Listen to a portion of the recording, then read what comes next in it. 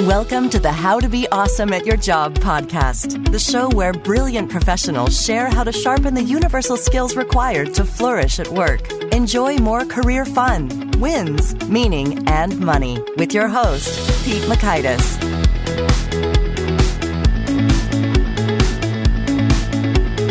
Hello, and thanks so much for joining us here for episode 255 with Russ Klusas. I think you're really going to love this conversation with Russ. Russ has been a buddy of mine I have known for over a decade now, and he always has some thought-provoking, intriguing things to share when I'm talking to him. And now we recorded one, so I think you'll be enriched in numerous ways, including one, how to understand and use the concept of bounded rationality. 2, how to identify avoidable failures. And 3, the good and bad from Silicon Valley. So if you'd like to check out the show notes or the transcripts or the links to items that we've referenced, that's on over at awesomeatyourjob.com/F255. And while you're at awesomeatyourjob.com, I hope you check out some of our cool stuff. One thing I'll point you to is simply the magnifying glass. We've had over 250 conversations now. So the odds are good. We may have covered an issue relevant to you. So you can click that and readily search every one of those conversations because it's all transcribed. So that's pretty handy. Get right to the stuff you need in the moment or summon back to your recall something you've heard long ago that needs to get refreshed. Now, here is Russ's story. Russ Klusas is the founder of Tradecraft, a full-time in-person immersive trading program for people who want to work in startups. He was also previously the CEO of Big Lobby and the entrepreneur in residence of Founder Institute. He attended the University of Illinois, which is where we met. And here is Russ. Russ, thanks so much for joining us here on the How to Be Awesome at Your Job podcast. Oh, Pete, glad to join you. Well, this is going to be a whole lot of fun, I think, because, we've had a lot of great conversations that probably should have been recorded over the years. and this time we're doing one. And you're in the minority, maybe only half a dozen guests are people I've known for years and prior to the episode. So I want to put you on the spot and ask you to share with the world a favorite Russ and Pete memory. Oh, what's weird is that my strongest associative memory of you isn't an actual event. It's a hand gesture. Oh boy. Okay. And it's yours. And it's this very particular, half, Bill Clinton point, half just really excited, jazz hands thing that you do when something is really being optimized. And every time I say your name or think of your name, I always just imagine you pointing out as you've made some really cool point and your hand kind of wiggles on its way down. And it always gets me excited. But let's see, if I had to actually talk about a favorite event though, looking back, one that's actually relatively significant, if I go back and think about it, is when you and I were in college, we spent one, I think, kind of winter break working on some silly little idea called Connect Text. Yeah. Which we had decided that if we could text message blast everyone on campus on where they should go and where it would be cool and what bar was full and what place was offering a new deal and whatnot, that would be great. And beyond being an idea that was a little bit ahead of its time and has now been executed through things like Twitter and Instagram and Groupon and all these other things. If I look back on the group of people that worked on it, there was me and there was you and there was Bo and there was this guy named Sergey, and pretty much everyone who worked on that has now gone on to do some pretty interesting and significant things in the tech world. Sergey runs a vast majority of the product at Zillow. Bo started a company called Future Advisor that sold for a ton of money to, I think, Blackstone. I think Luke was kind of weighing in on some of that stuff, who did My Mini Life and Farmville. You're doing your stuff with the podcast and the coaching. I'm hearing about you more and more. And then I'm kind of pulling up the rear here by keeping myself busy here in the Valley. But there was pretty much nobody from that group who hasn't gone on and done something relatively significant. I think that's pretty cool. That is cool. University of Illinois in action. That's good. And as I'm thinking about the gesture you say, my buddy Dave articulates it by saying, "Okay, have some things up here, and I'm going to bring them over here." Yes, that is the thing. And I can't hear not only your name, but I can't hear any variation of the word optimal without thinking of that gesture first. I think if an associative memory is a high valence event that tends to recall a very particular set of feelings for you, then that word instantly recalls my memory and vision of you. And I don't know, I've always found that interesting. Well, I'm flattered. Thank you. I'm encouraged to hear that. And I just think of, when I think of you, I think of, not for this just to be like a 40-minute love fest, but I just think of how I just sort of seem to very quickly seem to get to know lots of impressive people really fast. And so just like the folks that you get to have meetings with that are in the room with you, it's just sort of astounding to me at times. So impressive, sort of the gift and the skill set you have associated with networking and relationship building is pretty awesome. And hopefully we'll learn a couple of those tidbits here today. Well, it sounds good to me. Well, so just to orient folks a little bit, could you maybe tell us the shorter 2-3 minute version of your career story from where you started to what you're up to right now? Yeah, I would say like probably the most interesting part about my story is how early it started. I think I started my first like real legit business, one that I probably should have filed taxes for and produced real revenue on when I was 8. And that was a little snow shoveling business that I had started that ended up being kind of a fun activity that I still talk about to this day with my parents and whatnot every time I see them. But basically, from the time that I was 8 on, I have always kind of seen starting businesses as a really good excuse to go out and learn new things and to go out and try to solve various problems I've seen in the world. So that has followed this like really eclectic path where in high school, I ran a company that did PR for local small businesses. And I got to do really like creative and fun things where like I would be on retainer for a local antique shop. And in order to drive business for them, I would end up throwing some party for high schoolers outside in their parking lot. And everyone would ask me, well, why are you doing that? And I'd say, well, because I'm going to make sure that the party runs over and all of these people need to be picked up by their parents. So their parents will end up spending 20 minutes inside, like browsing while they're waiting for their child to be done at this event. In college, after I had sold the little PR company, I committed to the idea that I was going to like have a normal college life. That lasted 6 days until my then girlfriend and now wife moved into her school, and I decided that the loft, the thing that actually raised the bed in her dorm room so that she could put her desk underneath it, just wasn't up to my standards, and it was too expensive and not fit for the room and all this other stuff. So then I started a furniture company that ended up blowing up on me one summer, and I went away on vacation for a few minutes and came back, and all of a sudden there was $100,000 in orders that I had to figure out how to solve. And that was my first exposure to kind of explosive growth.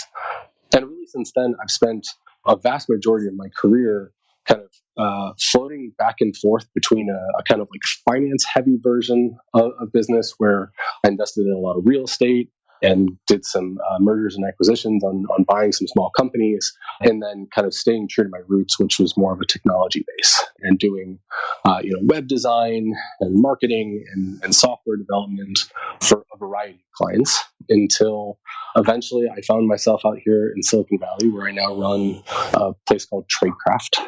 And what we do at Tradecraft is we kind of help people figure out what's next.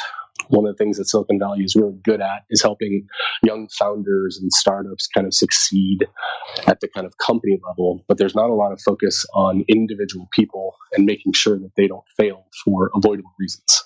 Not the risk stuff, not the taking a chance, but just like kind of the simple day-to-day things that make sure that they're kind of achieving their highest and best use in the world. So we take people who are transitioning into technology. We take people who are trying to shift from another career, or they're trying to, step up a level and kind of get a job that they otherwise wouldn't be qualified for. And we kind of provide some mentorship and guidance and education, whatever it takes to help them succeed. That's right. It's so perfect. Thank you for laying that out. It's very helpful. And so now I want to dig in a little bit when it comes to working with folks on the full career perspective and helping them succeed, cutting the avoidable failure. We've talked a number of times about sort of thinking tools and common mistakes that folks make when they're putting together the game plan for their career. And I love it. Like you told me a great example of how someone said, I want to work at Airbnb. And then you say, well, why do you want to work for Airbnb? And you sort of discover that that's not really the optimal path.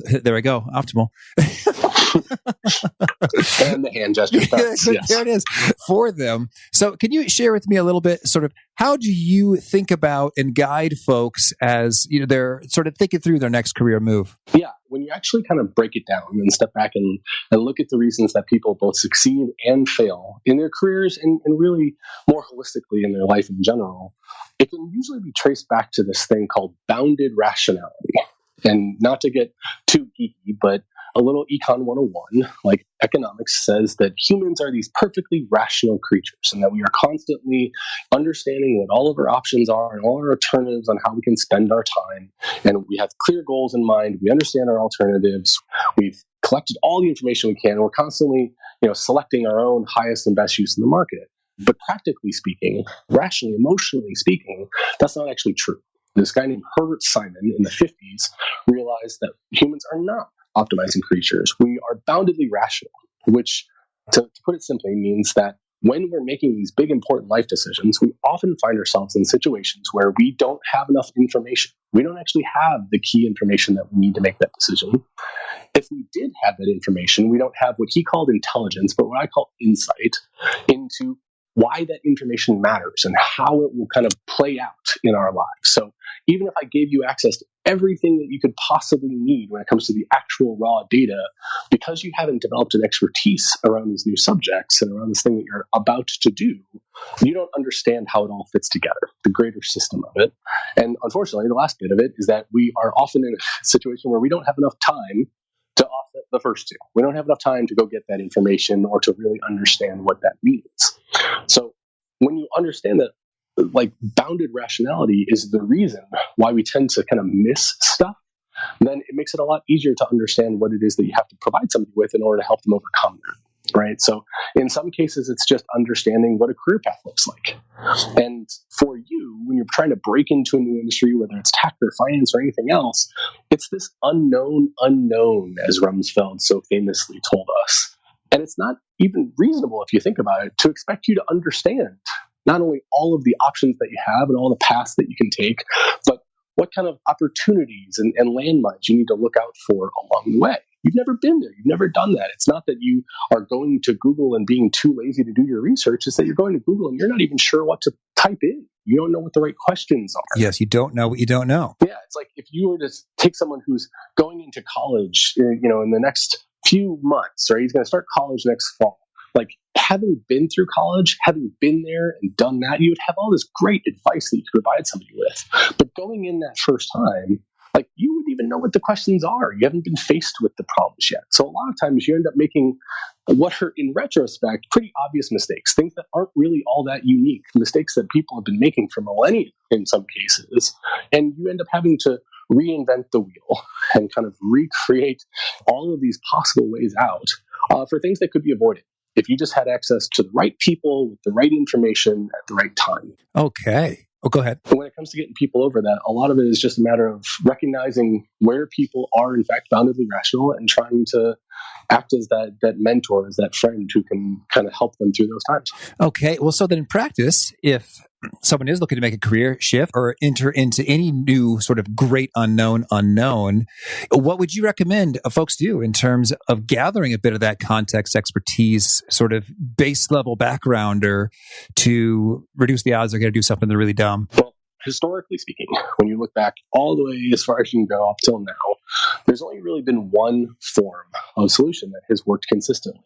And that's something equating to mentorship or apprenticeship, right? Even if you go back to medieval days, right up to now, like, usually the best way that you can overcome the challenges you're about to face in college is to have an older brother or to have a friend who's already been there and done that and can guide you along the way and kind of help tell you not what to do, but like help you understand what decisions you have to make and what your options are. So like what I would say is seek out mentorship. And sometimes that's by literally going and seeking somebody out and trying to find a way to be valuable to them so that they will be willing to spend a few minutes with you and hopefully share some of that wisdom. But in the cases where that's not available, like, seek out mentorship online in the form of all of the knowledge that exists there, the books, the podcasts, these types of things. Go find people who've been there and done that and kind of look at what they did and work your way backwards. A lot of times when people come to us at Tradecraft and they're trying to figure out what their first job should be outside of Tradecraft, they go to Tradecraft, they get some kind of immersive learning experience, and they go get that first job. We often don't tell them to start with figuring out what that next job is. We tell them to go try and figure out what they want their job to be 5 years from now. We call it our TM +2 or +3, not one time period out, but a few time periods out. You say, go find that. Then go find a few people who have that job. Then look for a pattern between the people who have that job that you want to have someday and what they did prior in their experience. If they were visual designers straight out of college, go be a visual designer. If they were just hustlers at brand new companies, go be a hustler. Look for people who've been there and done that and do that well. That's great. And I think at the same time, while you're having those conversations with them, make sure that's what you actually want to do. Burst any bubbles that you might have in terms of poor assumptions and getting a realistic job preview. Yeah. Far and away, the biggest ramification of bounded rationality is people avoiding it altogether. They avoid the big decision. For some reason, the last 10 or 15 years, it's been something approaching cool to not have goals and to not spell them out, because you're supposed to just get on the rocket ship, as they say, or go where the world takes you, just pursue things. And that's just, it's ridiculous. When you talk to successful people, one of the things they almost always have in common is they always have goals. They always have something that's far enough out that'll be kind of a North Star to them in their day-to-day activities. And people think that if you pick a goal today, that means that has to remain your goal your entire career. And that's not true. There's nothing wrong with changing your goal as you get new information. But to not have a goal means that you can't really evaluate whether or not you're doing well. And for some people, they find salvation, right? If I don't have a set of goals to compare myself to, compare my performance to, then I'm definitely not doing bad, because I just never asked that question, right? But they almost always end up regretting it. They almost always end up looking back on it and having woken up one day and gone, holy crap, it's, I'm in my early or mid 30s, and I don't really like where I am. I'm not doing anything I care about. I'm not set up to have that, senior level position in the firm, or to have the influence or the impact that I want to have. And it's because they weren't being mindful of their most valuable asset early in their career, which is time. Bar none, the only thing that matters in your the early stages of your career is time. Now you say the only thing that matters is time. You mean in terms of how you were spending it, and is that a wise use of the time? Yes, without a doubt. If I had to tell somebody the asset in your life that you need to optimize for, especially early in your career, it is time, right?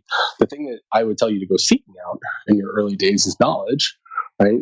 In your early 20s, when you have a low standard of living, right, and a low burn rate and few responsibilities, that is the best time to make sacrifices and to dedicate yourself to learning and becoming an expert in your craft, going for mastery, if you will. But the thing you need to be most careful of is time, because that's where this avoidable failure stuff really starts to kick in, not just in the small failures, the day-to-day stuff, but it's a common thing we see out here in the Valley is people who go to law school. And they go to a great law school. They go to Harvard Law School, and then they graduate and become a first-year associate in a top-tier firm in Manhattan. And then 6 months later, they end up on my doorstep. And you go, whoa, wait a minute, what happened? There's nothing wrong with deciding that you want a different path in your life. But my question to them is always is there something that fundamentally changed about the field of law while you were in law school? Is there something about being a first-year associate that is different? And they always go, no, this is how it's apparently always been. And I said, well, if you had known that, if you had been forced to intern or something like that at a law firm for 3 months for the summer before you went to law school, would you have gone? And they always go, oh, absolutely not. And it's not that going to law school is bad. You and I both, we have a bunch of friends who are lawyers, and they love it and they really enjoy it. But real avoidable failure isn't often the stuff that you notice. It's the stuff that you don't even think of as failure. It's going to law school and dedicating 3 years of your life there only to figure out that that's not what you want to do. That's not the vocation of the life's work you want to have, and having lost that time, because time is valuable. So when we talk about these avoidable failures and these whoopsie-daisy kind of moments, oh man, I wish I hadn't done that. Let's talk about some of your pro tips to get a little bit of a preview or a test in advance. We talked about getting a peek from mentors, an apprenticeship master type folks. You talked about doing an internship. You talked about availing yourself to the books and podcasts that give you a glance inside. What are some of your other favorite tactics for getting a feel for things in advance of of doing the thing? Well, I'll tell you one that is one of my favorites, but is almost the antithesis of the ethos here in the Valley, at least when you first start to say it. And that is, I tend to focus more on avoiding failure than I do on having some world-changing success. And it's not because I'm not an optimist, and it's not because I'm not ambitious. I like to think that I and the people that I work with are both of those things. Like, anyone who tells you that they can give you the 5 steps to success and like how to turn yourself into the next Mark Zuckerberg, anyone who's promising you that you're going to be the next X Factor, they're lying. Because either they don't know how complicated this stuff is and you shouldn't be listening to them, or they do know and they're just trying to sell you something. Like, it is impossible to predict with any level of certainty what is going to make somebody fantastically successful. There's just too many variables that have to line up, too many things you don't have control over. And because of that, like, I tend to focus more on, let's just make sure that I don't like screw up all the time. I don't waste my time and energy and money on things that can be avoided. Because I think it was like Charlie Munger, Warren Buffett's investing partner, who said, if I can avoid death long enough, right? And it's like Charlie Munger, Warren Buffett, like, these guys are kind of the most famous examples of people where, like, they don't really try to knock it out of the park that often. What they try to do is just make sure that they're not doing anything that's going to cost them in a really, really big way. So I would say, like, very practically speaking, mental models and cognitive biases.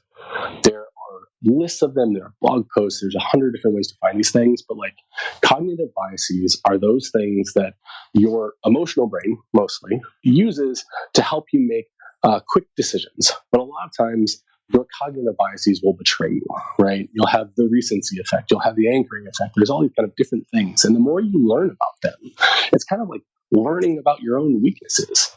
And the more you learn about them, it makes sure that, like, every time I'm making a big decision, I always run through, the list of cognitive biases and kind of ask myself, am I susceptible to this one right now? Have I considered this from the other angle? Same thing with mental models, which are usually just kind of a way of offsetting these cognitive biases and knowledge blockers. Like, play devil's advocate for yourself. Always look at it the other way when you can. And like they said, like, one really great example is they said, if you want to figure out how to really, really help something, a classic mental model is to instead think about what would really, really hurt something, right? Right. If you said, like, I want to have the biggest impact in India that I can have over the next 10 years to raise the poverty level. I want to bring people out of poverty. Like, the best way to find out what you can do to help is to start with going, like, what's the worst thing that could possibly happen? And that's when you start identifying things like infrastructure, right? Where it's like, the internet would be great, but like, we need clean water first. We can't worry about whether or not they've got one laptop per child until they have a way of charging that laptop, right? And those things are often forgotten.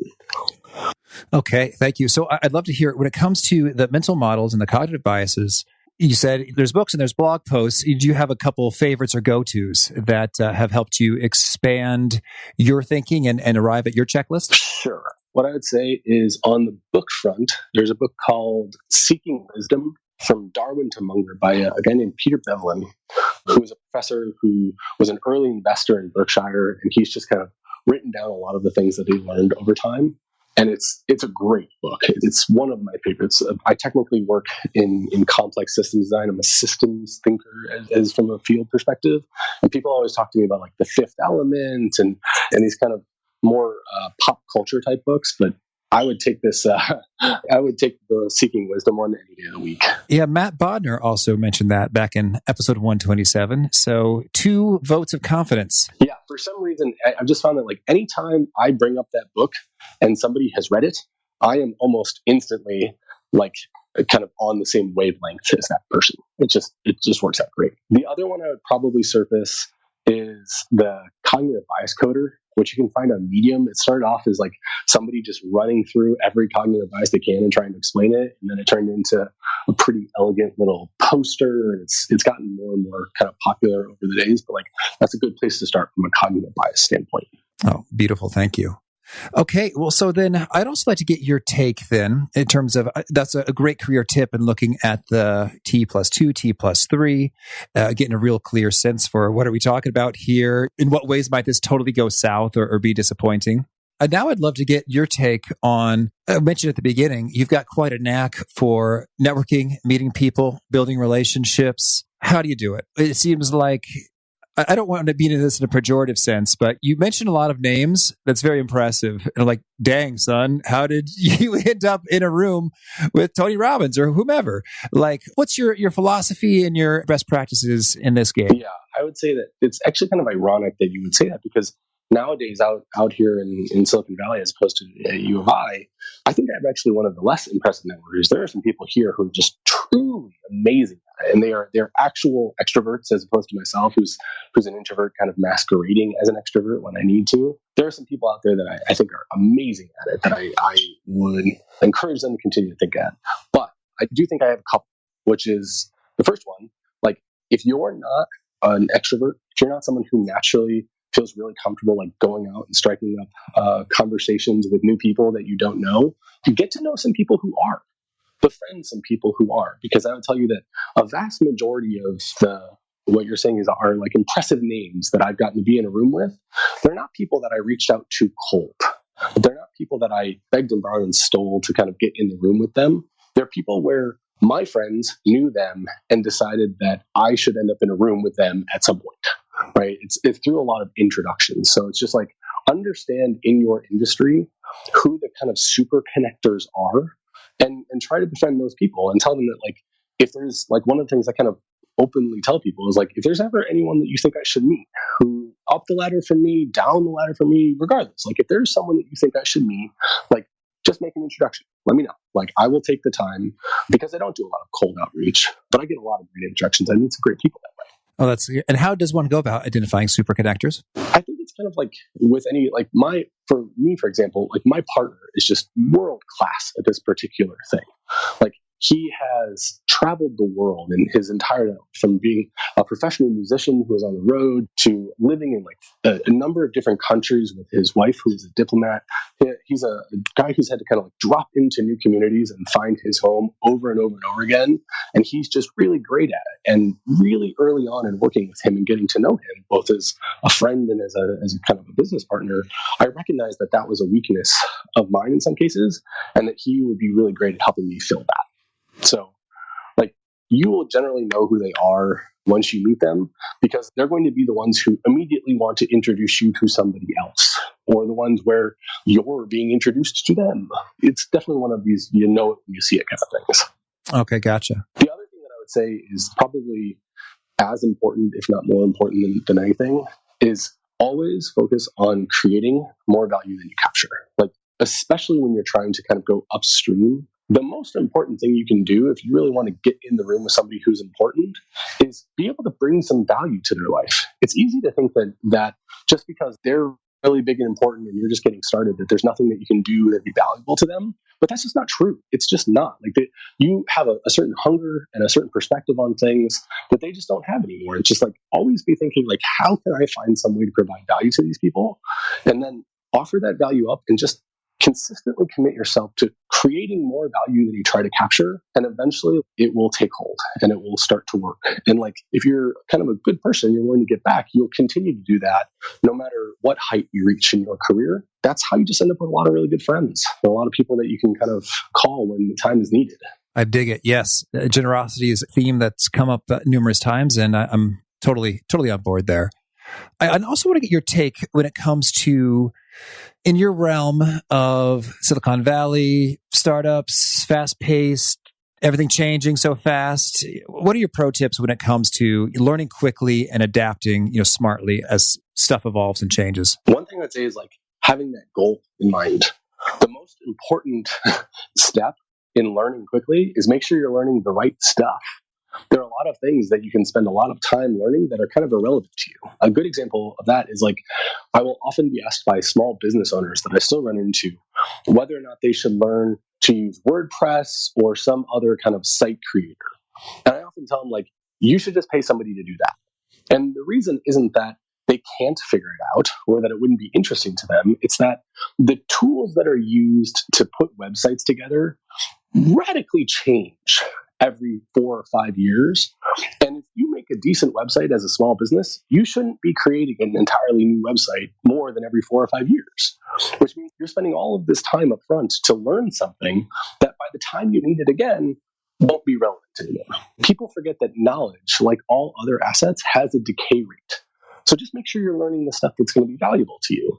The other benefit of kind of keeping that end goal in mind is it kind of forces you to remember that chances are, with the way the world is going, your job role will not exist in 30 years. Whether it's artificial intelligence, globalization, automation, like there's all these different things that come into play. But like the truth is, like your role isn't going to exist. But if your job role isn't going to exist, your job goal probably will. Tweet that. It rhymes. One of the things you notice about your job goal is that you start thinking about the people that you're serving. If you're a designer, people aren't going to be using Sketch 5 years from now or 10 years from now, most likely. It's just not a probable thing. But are they going to be trying to design great user experiences that help get people the exact information they want at the exact time they want it with as low as friction as possible? Like, of course they are. Learn psychology. Learn these things that are kind of have a certain level of permanence. And the thing about having this kind of longer term goal in mind is that it helps focus you to make sure that you're spending your time on the things that are really valuable, so you don't get surprised and kind of caught off guard. All right. One of the things that I worry about when I talk to a lot of young people today, especially people who are doing very, very well, is this kind of like, I don't mean to be harsh, but it's like a certain level of hubris that our generation has around our own skill sets, right? Like the compare and contrast is like a web developer, a full stack developer here in Silicon Valley versus like a coal miner, right? And they look at these coal miners and they go, oh man, like that skill set, it's completely useless. Their job, that's not needed anymore. How could those people have let the world kind of pass them by like that? And I look at them and go like, man, you know that's going to happen to us too, right? We're not only going to disrupt all these other people, eventually we're going to disrupt ourselves. We're one good algorithm away from not needing a front-end engineer anymore. You know, it's like you have to assume that like the time of you being able to join one company for your entire career or stay in one role for your entire career and just move up levels of seniority, all those times are gone. You need to be constantly looking forward and seeing what you can do to make sure that you are always on kind of the cutting edge of what it is that it takes to fulfill the goals of your organization. Okay, cool. And as we kind of move into the final phases, I want to get sort of your reflection. So you've seen a lot of people inserting them into a lot of roles at the cool companies and the up and comers across Silicon Valley. And because it shows up in the news a lot, I think some people have like startup envy, like, oh man, that'd be so cool. That'd be so sexy to work, fill in the blank, Airbnb, Facebook, Google, whatever. So, I'd love to get your take on, what are some things that the professional world at large can learn and model from Silicon Valley? And what are some things that Silicon Valley really needs to tone down and learn from the rest of the professional world? Oh, yes, I'm very passionate about this topic. All right. What I'd say is I almost separate kind of old school Silicon Valley to the one that you see today. And I'm sure that everybody says this about their particular time, but like the inspiration that I think we can take from old school Silicon Valley is to think big, be ambitious, recognize that Moore's law and these things that we get to do with our time, they can fundamentally change the world. I mean, people forget, like, there were no iPhones 11 years ago.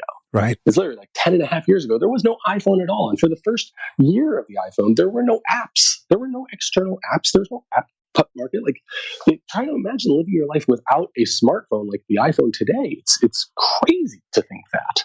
And like in our parents' lifetime, the microwave was created, right? Like these are transformative changes. And we have some huge problems that are facing the world right now, and some even bigger ones that are likely to come with the kind of rapidly changing market conditions we're going to see with all this artificial intelligence stuff. Think big. Solve things that matter, right? Do work worth doing. From today's Silicon Valley, probably even more than the early days, the thing that I think we do really, really well here is we try to keep the cost of failure low. And we look at things over longer time horizons and more holistically than a lot of the rest of the world. Being from Chicago, not to mention friends that I have that are from East Asia and other kind of community-oriented societies, failure hurt. I failed a couple of times when I was in Illinois. You feel like a failure and you feel like you've done something wrong.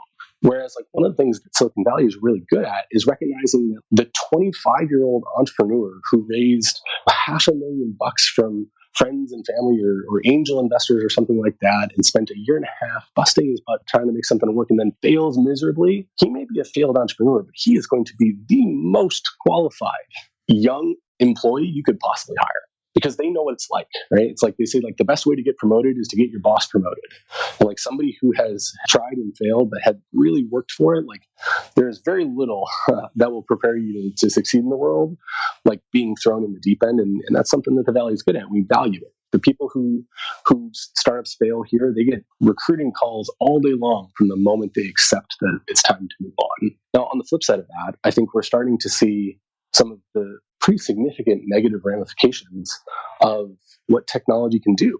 And like on the one hand, there's like the really surface level stuff. There's things like social media addiction and the impact that has on teenagers and the impact that has on relationships and the impact that has on the way we see the world. Like, I am not someone who believes that teenagers posting things on Instagram and then valuing themselves based off how many likes they get, I don't believe that that's going to be a good thing. And like so many other people are kind of starting to say, I think that social media addiction is going to be kind of the sugar of this decade. And I think Silicon Valley is definitely at fault for a lot of those things. We do a lot of things that are right and oftentimes just not out of any malicious intent, but just out of ambitious excitement and kind of a little bit of naivete. Like, we do what we can to make things grow as fast as we can and increase engagement as much as we can. But like those same cognitive biases that I just got done telling everyone they should pay attention to so they don't make mistakes, those same cognitive biases are used against people to get them to use products more and more and more and more. And I think Silicon Valley nowadays needs to start remembering that not everything is fail fast. There are some things that we should be thinking through the second and third order effects to make sure that we're okay with where it is, right? Like, Twitter is great. Without Twitter, we probably don't have Arab Spring. But without Twitter, we also don't have Donald Trump and fake news, right? Without Facebook and Instagram and some of these other things, we don't have everyone being able to find, like, if you go on the internet today, you can find your tribe. You can find a group of people who are like you. And that's amazing for that kid who felt like he was totally alone in his small town in the Midwest. But like, we also have troll groups and we have things that make it worse. We need to start thinking through the ramifications of our actions. And sometimes we need to slow down a bit. And we need to make sure that we consider the real world ramifications that some of this disruption will have. Because I don't think that we're always going to be happy with the results.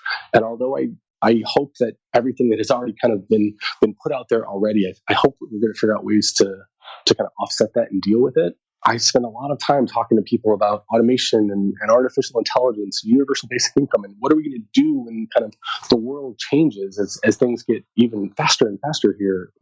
We got to be really careful about it. From a systems perspective, like, the number one job in 47 states is truck driver. Most people are populated as truck drivers in 47 of our states. And Elon Musk could single-handedly put all those people out of business. And our economies are not set up to have 4 or 5 or 6% of the economy go unemployed all at once. And that's what happens, because when semi-trucks become automated, it's not only all the truck drivers, it's a lot of those mechanics, it's all those little gas stations along the way, it's all the little hotels and restaurants that are put all up and down I-80 running across the country. You're going to have some big ramifications of these things, and we need to. It's kind of like our responsibility. If we're going to break it, we've got to worry about how to fix it too. Okay, thank you. Oh, well, Russ, tell me, is there anything else you want to make sure to mention before we shift gears and hear about some of your favorite things? No, I would say, like, listen to things like this, like listen to podcasts and whatnot. But like, this should be the way that you get psyched up in the day. This is the way that you get motivated and you get excited and you get inspired. But at some point, also turn these things off and just get to work. Just go do something. Go write something. Go read something. Go learn something that's gonna kind of move you forward at the end of every day. Awesome. Okay. Well, now could you share with us a favorite quote, something that inspires you? You gave me this one ahead of time, and I was kind of torn on it. So I have two. I'm going to share them both with you. The first one is kind of speaking directly to what we were just talking about, which is, it's not a superpower if it can't be used for evil. Okay. And I think that people really underappreciate that. Those things that can result in fantastic growth and wonderful success, there's often a flip side to that can be used to do some real harm. And you've got to be appreciative of that and understand it so that you can be looking for it. It's the defense against the dark arts, if you will. And the other one is that people often don't realize this, but like, I used to play hockey. and I watched a lot of people who were figure skaters kind of in practice. And one thing that I always noticed was that professional figure skaters, the people who are really experts, they fall down a lot more than the amateurs do. And it's because amateurs tend to practice what they're good at, because they're looking for the reinforcement of, hey, I'm good at this. I know how to do this. Whereas professionals are always pushing. They're always stretching themselves to try to accomplish something more. And they know that falling down is kind of part of the process. I like how that is such a clear contrast and visual. Nice. Thank you. How about a favorite study or bit of research? I was originally going to say the Seeking Wisdom book is a good book to read. In the absence of that, if there was one like scientist that I would say that almost everyone should study, his name would be Claude Shannon. And he was the guy who created information theory and is actually responsible for a huge percentage of the things that we do day in and day out right now when it comes to computer science and the early days of AI and whatnot. But Claude Shannon was the guy who technically he was working on encryptions for military stuff. But this guy, if you understand his work, you'll find yourself with a greater understanding of how people work. And it will give you a higher level of empathy, because you're going to start understanding that the world that you're living in, the reality that you believe to be true, is not reality for everyone else. Everyone has their own interpretation of reality. And the sooner that you realize that, and the sooner you start focusing on what's that other person's reality and how can I make sure that I understand and am empathizing with that, the farther you'll go in life. Okay. And any other key books you'd recommend? Because I know a lot of the people here are talking about getting a job. Look into something called the Minto Pyramid Principle. Oh, yes. Barbara Minto. Great writing is important in your career, and being able to present your ideas is important in your career. And Barbara Minto is uniquely qualified to kind of help people organize those things. Okay. And how about a favorite tool? Like, honestly, my favorite tool is our dry erase markers, specifically ultra fine tip dry erase markers, because I have really small handwriting and I have a whole bunch of whiteboards in my office. That's like my mid version of it. If you have an office with whiteboards, if you don't have an office with whiteboards, get 11 by 17 paper, because you can express a lot more ideas on a little bit bigger sheet, and it gives a little bit extra consequence. And then when you have some money to burn, go buy yourself something called a Microsoft Studio, because it's amazing. What is a Microsoft Studio? You will notice at the moment you type it into Google, because it had this beautiful launch with these wonderful advertisements. It's this 27-inch screen that you can like push down to kind of like have a flat kind of drafting type surface, and it has the pen tool on it. And as someone who spent my entire life trying to take the notes that I take on paper when I'm reading and writing and all this stuff and put them onto a screen, like the Studio is just amazing. Now it's just, as a replacement for pen and paper, it's just a ridiculous waste of money, because I think it's like $3,500 or something like that. But it's fantastic. It's so good that even like I can't convince myself to buy another one. So I literally will carry this desktop. I will put it in its original box and carry it back and forth to my house on the weekends to make sure that I can like still get at it if I have a good idea. It's great. Oh, I love it. And how about a favorite habit? Like, figure out how to find your own flow. I'm sure that flow has been talked about a number of times on this podcast, but like, you've got to find your own routine and kind of the one that works for you. But like, you should know what it takes to get yourself into a mindset that allows for kind of maximal output. Okay. Yeah. And what is it for you? I have a very unique working schedule. Literally, the way that I space out my day and the way that I space out my week, like I have a true commitment to it where I do the exact same thing every week. And that's absolutely crazy. And I would recommend it to anybody else, but it works for me. And it's important to kind of keeping me centered. And I'd love to know, how do you enforce the rest of the world when they want a piece of you at certain times, to such that you stick with the schedule? Ironically, that's why my schedule exists. So I'm a person who is consistently in the maker category, where I'm doing research and trying to create cool new things on my own. I'm in the manager category because I have a couple of businesses that I'm responsible for running, and staff and clients and all those things. And I also have family. And I've got to find a way to serve those three people. Let's forget about social and all that other stuff. Nobody has any of that if you have these three, but like, it's hard to kind of make sure that I can fulfill my obligations to these groups of people that I really genuinely want to spend time with, but also find time to get in the zone myself and get stuff done. So for example, I work a lot of nights. So like, I will sometimes start my day at noon or 1 o'clock, and I'll spend 4 or 5 hours with my staff, and then I'll kind of work all night. so that I can get stuff done and so that I can be available to my kids when they wake up and when they go to bed. But that's just kind of what works for me, and it's really about prioritizing my time and making sure that like I want to set myself up to have as much success as I can and to kind of minimize the switching costs, the cognitive load of going from one thing to another. Right. I see. And so what are the sleep hours then? I mean, these are ones that I literally would not recommend to anybody else because I've been doing this, and you know this as one of my older friends. I've been doing this for a very, very long time, maintaining these kind of crazy schedules. But I generally come into work on Monday around 10 or 11, and then I stay at work until Tuesday night around 5 or 6, and I work that whole time. Then I go home and see my kids Tuesday night. I wake up with my kids on Wednesday morning and spend a few hours with them there, and then I do it again. I go in Wednesday afternoon, I work all night, I go home Thursday, and then I do it again on Friday. So kidding. I only, like for the last year or so, I've only slept 4 nights a week, but it's definitely not something I would recommend to the masses because it takes a while to get used to.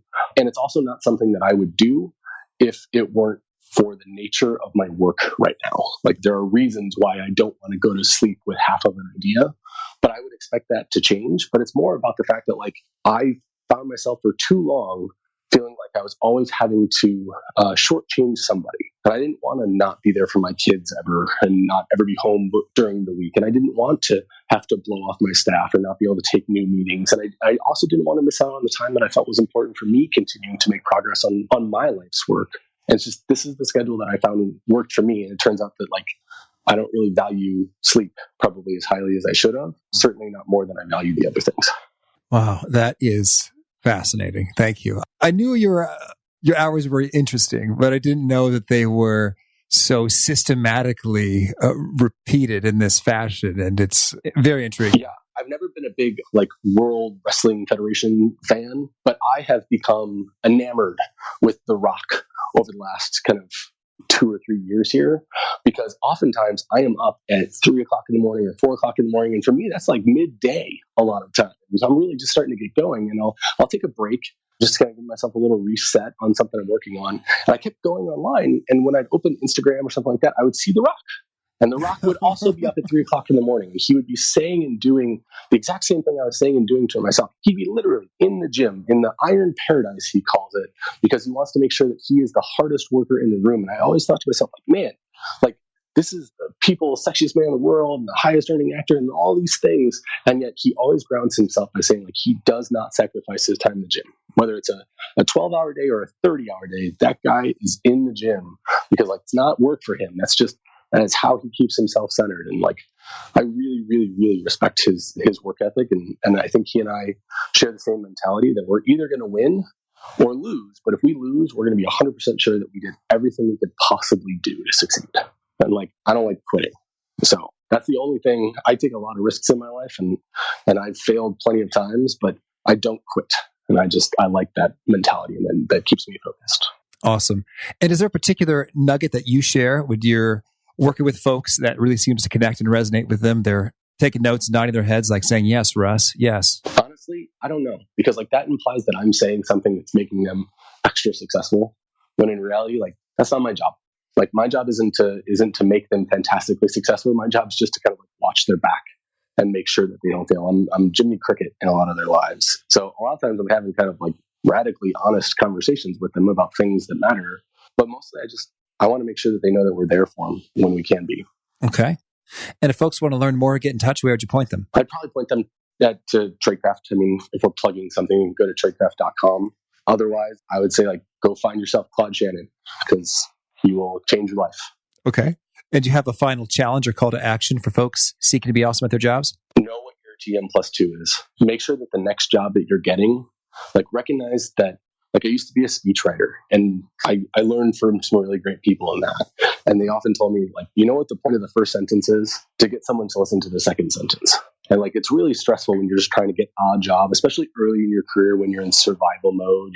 The money's kind of running out of your bank account. You're getting pressure from your parents. You're seeing your friends get jobs. Like, it's really easy to kind of lose sight of the big picture, and just recognize that every job you get, every opportunity you take, it's always about kind of going towards that greater goal, your vocation, your life's work. Be thinking 5 years out, because I promise you it's easier. A lot of the details fade away. It's not as scary when you're thinking 5 years out. It either feels right or it doesn't. Awesome. Well, Russ, thanks so much for taking this time. This has been a ton of fun. We finally recorded a conversation of ours, and hopefully it's helpful to the world, and keep on rocking. Thank you very much, Pete. So much good stuff to dig into there. And I really encourage you in particular this time to check out the show notes. That's awesomeatyourjob.com/ep255. And one of the links you'll find there is pretty potent. And it's on over that link he mentioned on Medium, the cognitive bias coder.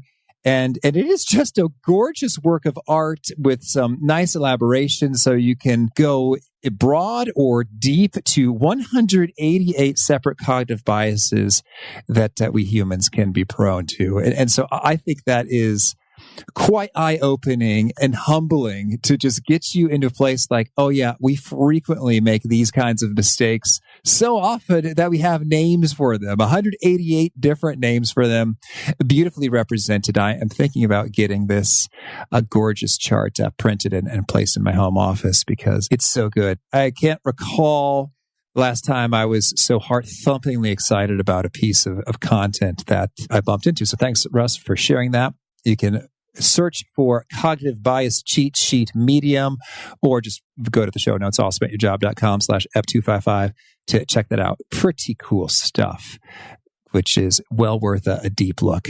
And if you haven't already, I hope you push subscribe to hear from our next guest. It is Mark Murphy.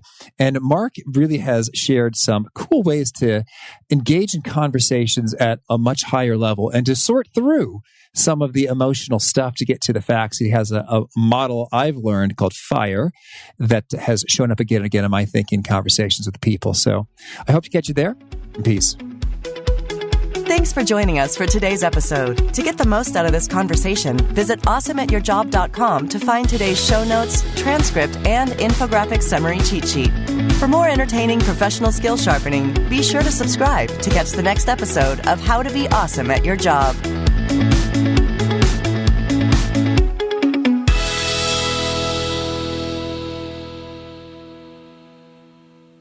Look around. You can find cars like these on AutoTrader. Like that car riding your tail. Or if you're tailgating right now, all those cars doubling as kitchens and living rooms are on AutoTrader too. Are you working out and listening to this ad at the same time? Well, multitasking pro, cars like the ones in the gym parking lot are for sale on AutoTrader. New cars, used cars, electric cars, maybe even flying cars. Okay, no flying cars, but as soon as they get invented, they'll be on AutoTrader. Just you wait. AutoTrader.